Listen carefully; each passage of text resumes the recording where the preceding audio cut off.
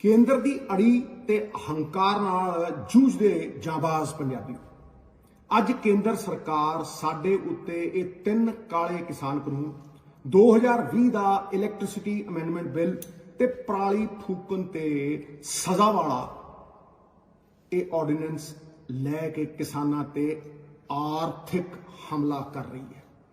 ਉਸ ਦੇ ਨਾਲ ਨਾਲ ਮਾਲ ਗੱਡੀਆਂ ਰੋਕ ਕੇ ਇਕਨੋਮਿਕ ਬਲੌਕੇਡ ਲਗਾ ਪੰਜਾਬ ਨੂੰ ਆਰਥਿਕ ਬਲੈਕਮੇਲ ਕਰ ਰਹੀ ਹੈ।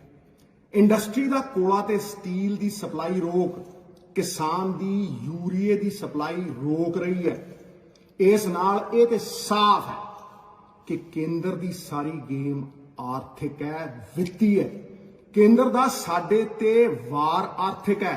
ਰਾਜਨੀਤਿਕ ਤੌਰ ਤੇ ਉਹ ਸਾਡੇ ਤੋਂ ਵੋਟ ਮੰਗਣ ਆ ਰਹੇ ਨੇ ਮੇਰੇ ਯਾਰੋ, ਤੇ ਜੇ ਉਹ ਟੇਢੇ ਹੱਥਕੰਡੇ ਅਪਣਾ ਰਹੇ ਨੇ ਫੇਰ ਕੀ ਪੰਜਾਬ ਦੇ ਕਿਸਾਨ ਵਾਸਤੇ ਸਾਡੇ ਕੋਲ ਕੋਈ ਹੋਰ ਆਰਥਿਕ ਵਿਕਲਪ ਨਹੀਂ ਹੋਣਾ ਚਾਹੀਦਾ? ਇਹ ਵੱਡਾ ਸਵਾਲ ਹੈ। ਕਿਸਾਨ ਜੋ ਰੋਜ਼ ਧਰਨਾ ਦੇ ਰਿਹਾ ਉਹ ਆਪਣੀ ਆਮਦਨ ਦੀ, ਆਪਣੀ ਆਰਥਿਕ ਹੋਂਦ ਦੀ ਲੜਾਈ ਲੜ ਰਿਹਾ। ਬਾਈ ਜੀ, ਮੈਨੂੰ ਯਕੀਨ ਹੈ ਕਿ ਕਿਸਾਨਾਂ ਦਾ ਦਿੱਲੀ ਮੋਰਚਾ ਜ਼ਰੂਰ ਕਾਮਯਾਬ ਹੋਵੇਗਾ। ਕਿਸਾਨਾਂ ਦਾ ਅਣਥੱਕ ਸੰਘਰਸ਼ ਕਿਸਾਨੀ ਅੰਦੋਲਨ ਨੂੰ ਦੁਨੀਆ ਦੇ ਹਰ ਕੋਨੇ ਵਿੱਚ ਲੈ ਗਿਆ ਹੈ ਤੇ ਇਸ ਸੰਘਰਸ਼ ਦਾ ਮੁੱਲ ਪੈਣਾ ਹੀ ਪੈਣਾ ਯਾਰ। ਕਿਸਾਨਾਂ ਦੇ ਸੰਘਰਸ਼ ਦੇ ਨਾਲ ਨਾਲ ਉਸ ਨੂੰ ਹੋਰ ਮਜ਼ਬੂਤ ਕਰਨ ਵਾਸਤੇ ਪੰਜਾਬ ਦੀ ਅਸੈਂਬਲੀ ਦੇ ਪਾਸ ਕੀਤੇ ਹੋਏ ਸੋਧ ਬਿੱਲ, ਪੰਜਾਬ ਐਮਐਲਏਆਂ ਦਾ ਦਿੱਲੀ 'ਚ ਧਰਨਾ, ਪੰਜਾਬ ਦੀ ਮਿਊਜ਼ਿਕ ਇੰਡਸਟਰੀ, ਵੱਖ-ਵੱਖ ਸਿੰਗਰਾਂ ਦੀ ਸਪੋਰਟ, ਇਹ ਸਿਰਫ ਇਸ ਲੜਾਈ ਦਾ ਇੱਕ ਪਹਿਲੂ ਹੈ। ਅੱਜ ਆਪਾਂ ਇੱਕ ਰਾਜਨੀਤਿਕ ਲੜਾਈ ਲੜ ਰਹੇ ਹਾਂ, ਪਰ ਕਿਸਾਨ ਦਾ ਨੁਕਸਾਨ ਤੇ ਸਾਰਾ ਆਰਥਿਕ ਨੁਕਸਾਨ ਹੈ ਯਾਰ। ਇਹ ਰਾਜਨੀਤਿਕ ਲੜਾਈ ਬਹੁਤ ਜ਼ਰੂਰੀ ਹੈ, ਪਰ ਸਾਨੂੰ ਲੋੜ ਹੈ ਆਰਥਿਕ ਵਿੱਤੀ ਵਿਕਲਪ ਦੀ। ਅੱਜ ਪੰਜਾਬ ਨੂੰ ਇਕੱਲੀ ਵੱਖਰੀ ਰਾਜਨੀਤੀ ਦੀ ਲੋੜ ਨਹੀਂ, ਇਕੱਲੇ ਕੇਂਦਰ ਦੇ ਕਾਨੂੰਨਾਂ ਦਾ ਵਿਰੋਧ ਕਰਨ ਦੀ ਲੋੜ ਨਹੀਂ, ਬਲਕਿ ਪੰਜਾਬ ਨੂੰ ਅੱਜ ਇੱਕ ਵੱਖਰੇ ਆਰਥਿਕ ਢਾਂਚੇ ਦੀ ਲੋੜ ਹੈ, ਇੱਕ ਵਿੱਤੀ ਢਾਂਚੇ ਦੀ ਲੋੜ ਹੈ। We don't only need alternative politics, but we need alternative economics। ਕਿਉਂਕਿ ਸੱਚ ਇਹ ਵੀ ਹੈ ਕਿ ਜੇ ਕੋਈ ਵੀ ਰਾਜਨੀਤਿਕ ਲੜਾਈ ਇੱਕ ਆਰਥਿਕ ਵਿਕਲਪ ਨਾ ਖੜਾ ਕਰ ਸਕੇ ਤੇ ਫਿਰ ਅੱਜ ਨਹੀਂ ਤੇ ਕੱਲ ਉਹਨੇ ਹਾਰਨਾ ਹੀ ਹੈ। ਮੈਂ ਕਹਿੰਦਾ ਕਿ ਕਿਸਾਨ ਆਪਣੀਆਂ ਪੰਜੇ ਮੰਗਾਂ ਤੇ ਅੜੇ ਰਹਿਣ ਤੇ ਉਸ ਨੂੰ ਮਨਵਾ ਵੀ ਲੈਣ, ਪਰ ਨਾਲ ਨਾਲ ਆਪਣੇ ਆਪ ਨੂੰ ਤਕੜਿਆਂ ਤਾਂ ਕਰੋ, ਮਜ਼ਬੂਤ ਤੇ ਕਰੋ। ਜੇ ਸਾਡੀਆਂ ਮੰਗਾਂ ਅੱਜ ਮੰਨੀਆਂ ਵੀ ਗਈਆਂ, ਜੇ ਕੇਂਦਰ ਨੇ ਕਾਲੇ ਕਾਨੂੰਨ ਵਾਪਸ ਲੈ ਵੀ ਲਏ, ਕੀ ਪੰਜਾਬੀ ਦੀ ਕਿਸਾਨੀ ਦਾ ਸਾਰਾ ਮਸਲਾ ਹੱਲ ਹੋ ਜੂ ਵੀਰੋ? ਕਿ ਦਸ਼ਕਾਂ ਤੋਂ ਕਰਜ਼ੇ ਥੱਲੇ ਡੁੱਬੀ ਕਿਸਾਨੀ, ਆਤਮ ਹੱਤਿਆ ਕਰ ਰਹੇ ਕਿਸਾਨ, ਜ਼ਮੀਨ ਵੇਚ ਕੇ America, Canada, UK, Australia, Europe ਪਲਾਇਨ ਕਰਦਾ ਨੌਜਵਾਨ ਜੋ ਅੱਜ ਲੇਬਰ ਕਰਨ ਤੇ ਮਜਬੂਰ ਹੈ, ਕਿ ਇਕੱਲੇ ਕਾਲੇ ਕਾਨੂੰਨ ਵਾਪਸ ਹੋਣ ਨਾਲ ਉਸ ਦੀ ਸਾਰੀ ਮੁਸ਼ਕਿਲ ਹੱਲ ਹੋ ਜੂ? ਵੱਡਾ ਸਵਾਲ ਹੈ। ਸਾਨੂੰ ਆਤਮ ਚਿੰਤਨ ਦੀ ਲੋੜ ਹੈ, ਯਥਾਰਥ ਦੇ ਧਰਾਤਲ ਦੇ ਉੱਤੇ ਖੜਾ ਹੋ ਕੇ। ਇਹ ਪੰਜਾਬ ਜਿੱਥੇ 5000 ਸਾਲ ਤੋਂ ਖੇਤੀ ਹੋ ਰਹੀ ਹੈ, ਗੁਰੂ ਨਾਨਕ ਪਾਤਸ਼ਾਹ ਨੇ ਜਿੱਥੇ ਖੇਤੀ ਕੀਤੀ ਹੈ ਔਰ ਸਾਡੇ ਲੜ ਲਾਈ ਹੈ, ਇੱਥੇ ਕਿਸਾਨੀ ਮਰ ਨਹੀਂ ਸਕਦੀ ਜੇ ਆਪਾਂ ਇਸ ਨੂੰ ਖੁਦ ਨਾ ਮਾਰੀਏ। We are never defeated, we defeat ourselves।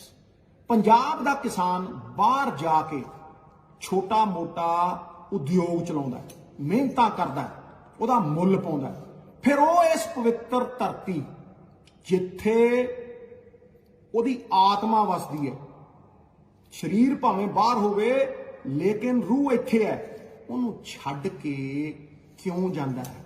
ਇਹਦਾ ਵਿਚਾਰ ਕਰੋ। ਮੈਂ ਹੱਥ ਇੰਜ ਰੱਖਣ ਦਾ ਸਖਤ ਵਿਰੋਧੀ ਤੇ ਸਿਰਫ ਕੇਂਦਰ ਤੋਂ ਮੰਗਣ ਦੇ ਵੀ ਖਿਲਾਫ ਹਾਂ। ਜੇ ਪੰਜਾਬ ਜਿਤਾਉਣਾ ਤੇ ਫਿਰ ਜਦ ਸਾਡੇ ਸਾਹਮਣੇ ਪੰਜਾਬ ਦੀ ਇਹ ਆਰਥਿਕ ਮੁਸ਼ਕਲ ਆਉਂਦੀ ਹੈ, ਸਾਨੂੰ ਅੱਖਾਂ ਦਿਖਾਉਂਦੀ ਹੈ ਤੇ ਅਸੀਂ ਬਚਦੇ ਹਾਂ।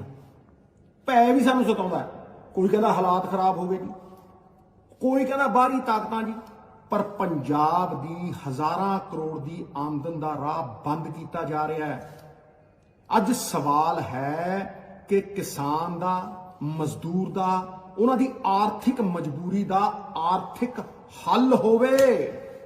ਪੰਜਾਬ ਦੀ ਬਾਹਰ ਜਾਣ ਵਾਲੀ ਜਵਾਨੀ ਨੂੰ ਮੌਕੇ ਮਿਲਣ, ਉਹਨੂੰ ਆਰਥਿਕ ਐਮਪਾਵਰਮੈਂਟ ਮਿਲੇ, ਸਮਰਿੱਧ ਹੋਵੇ ਉਹ ਨੌਜਵਾਨ, ਫਿਰ ਬਾਹਰ ਕਿਉਂ ਜਾਊ?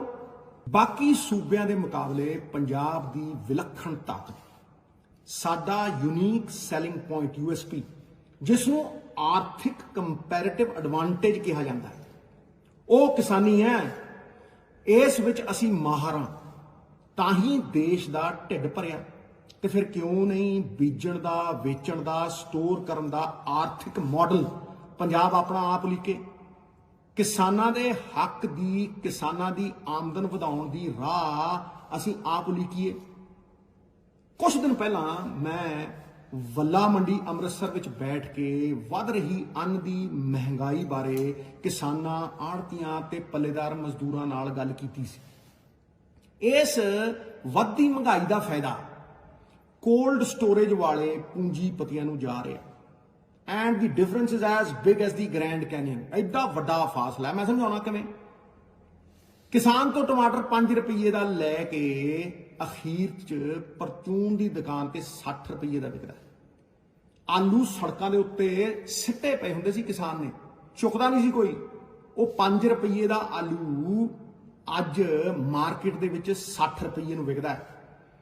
ਜਿਹੜਾ ਮਟਰ 5 ਤੋਂ 10 ਰੁਪਏ ਨੂੰ ਮਿਲਦਾ ਸੀਗਾ, ਉਹ 110 ਰੁਪਏ ਪਰਸੋਂ ਵਿਕਿਆ, ਤੇ ਉਦੋਂ ਅੱਜ ਮਤਲਬ ਅੱਜ 85-90 ਉਹਦਾ ਰੇਟ ਹੈ। ਤੇ ਇਹ ਜਿਹੜਾ 90 ਰੁਪਏ ਦਾ ਫਰਕ ਹੈ, 50 ਰੁਪਏ ਦਾ ਫਰਕ ਹੈ, ਇਹ ਸਾਰਾ ਪੂੰਜੀਪਤੀਆਂ ਦੀ ਜੇਬ 'ਚ ਜਾ ਰਿਹਾ।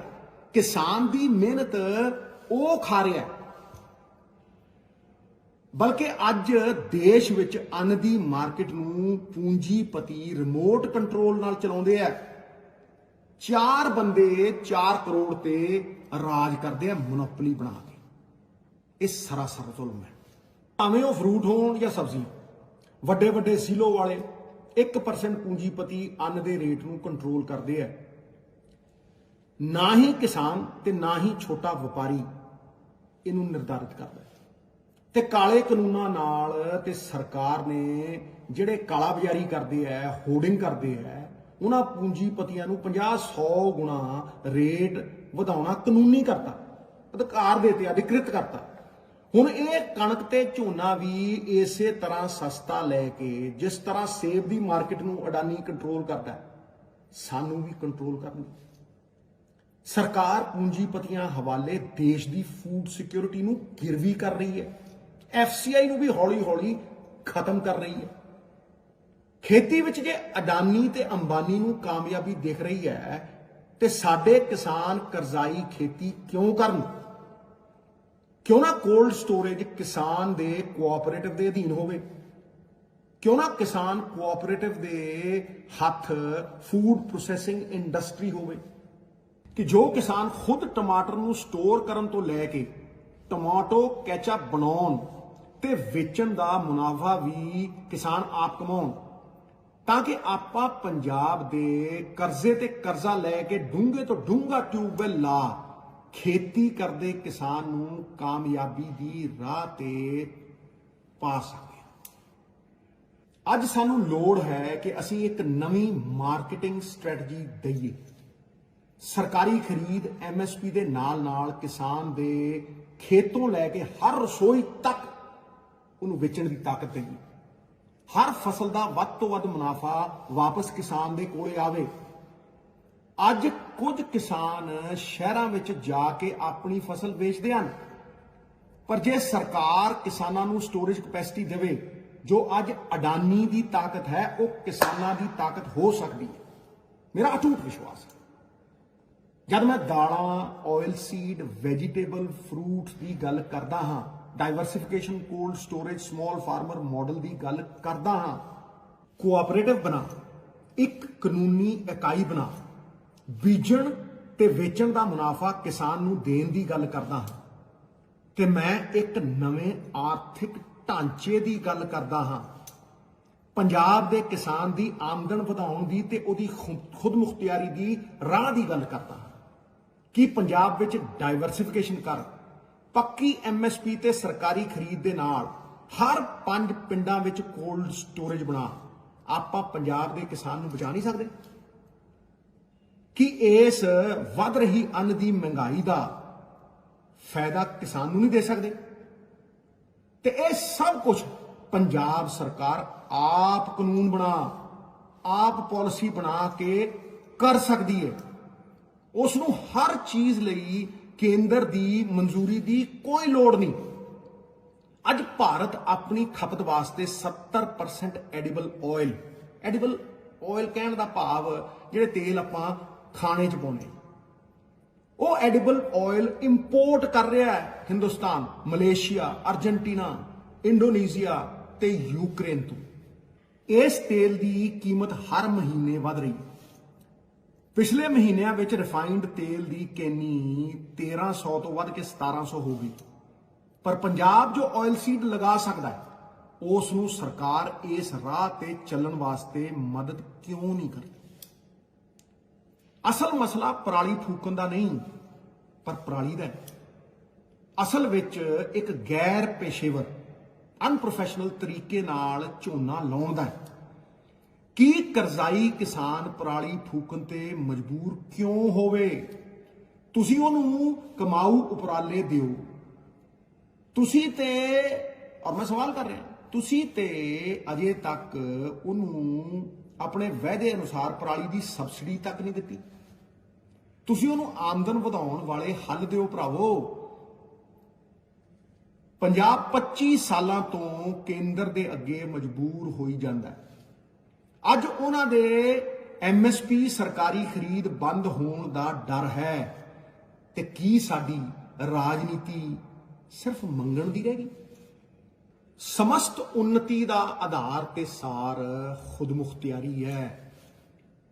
ਕਿ ਇਹ ਵਕਤ ਖੁਦਮੁਖਤਿਆਰੀ ਦੀ ਰਾਹ ਤੇ ਚੱਲਣ ਦਾ ਨਹੀਂ? ਮੈਂ ਸਵਾਲ ਕਰਦਾ ਕਿ ਇਹ ਵਕਤ ਨਹੀਂ ਕਿ ਪੰਜਾਬ ਦੀ ਖੇਤੀ ਵਾਸਤੇ ਇੱਕ ਵੱਖਰੇ ਆਰਥਿਕ ਢਾਂਚੇ ਨੂੰ ਲਿਆਂਦਾ ਜਾਵੇ, ਇੰਟਰੋਡਿਊਸ ਕੀਤਾ ਜਾਵੇ। 3 ਕਰੋੜ ਦੀ ਆਬਾਦੀ ਵਾਲਾ ਪੰਜਾਬ ਜੋ ਖਾਂਦਾ ਹੈ, ਪਹਿਲਾਂ ਉਹ ਇੱਥੇ ਉਗਾਵੇ।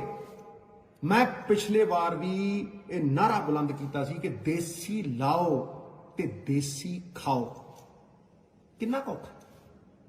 ਆਪਾਂ PDS ਦੇ ਨਾਲ ਕਿਸਾਨ ਦੀ ਆਮਦਨ ਵਧਾਊ ਹੋਰ ਫਸਲਾਂ ਉਗਾਈਏ ਕਿ ਆਪਾਂ ਇਸ ਉਪਜਾਊ ਧਰਤੀ ਦਾ ਲਾਹਾ ਲੈ ਸਕੀਏ ਜਿਹਨੂੰ ਅੱਜ ਬਰਬਾਦੀ ਦੀ ਕਗਾਰ ਤੇ ਖੜਿਆ ਕੀਤਾ।